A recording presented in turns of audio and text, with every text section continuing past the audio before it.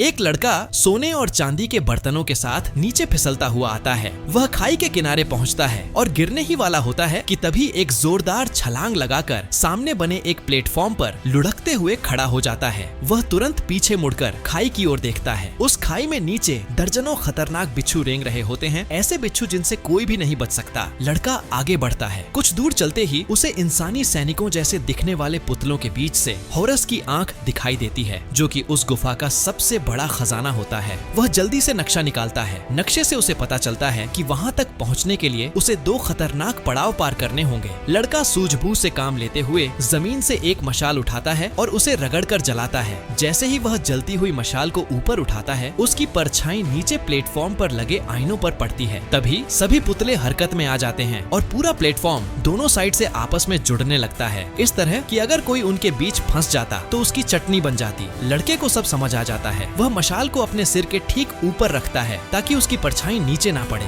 धीरे धीरे और सावधानी से वह पहला पड़ाव पार कर लेता है। अब वह फिर से नक्शा निकालता है और अगले चरण की ओर बढ़ता है, लेकिन तभी पुतले दोबारा हरकत में आ जाते हैं। अब उनके हाथों में तलवारें होती हैं जो चारों दिशाओं में घूम रही होती हैं। तलवारों में से एक लड़के की गर्दन तक पहुंच ही जाती है कि वह फुर्ती से पीछे हटता है। बड़ी मुश्किल से हमला बचाते हुए वह दूसरा पड़ाव भी पार कर लेता है। अब वह तीसरी बार नक्शा निकालता है, लेकिन तीसरे पड़ाव के बारे में उसमें कुछ भी लिखा नहीं होता। हिम्मत करके वह आगे बढ़ता है। तभी अचानक प्लेटफॉर्म नीचे गिरने लगता है। लड़का दौड़ते हुए एक छलांग लगाता है और होरस की आंख को पकड़ लेता है, लेकिन उसी पल वह खाई में गिर जाता है। नीचे जहरीले बिच्छू उस पर हमला करने लगते हैं। तभी लड़का होरस की आंख उनके सामने कर देता है। जैसे ही बिच्छू आंख को देखते हैं, वे वहाँ से भाग जाते हैं। आखिरकार लड़का सारा खजाना लेकर सुरक्षित गुफा से बाहर निकल जाता है।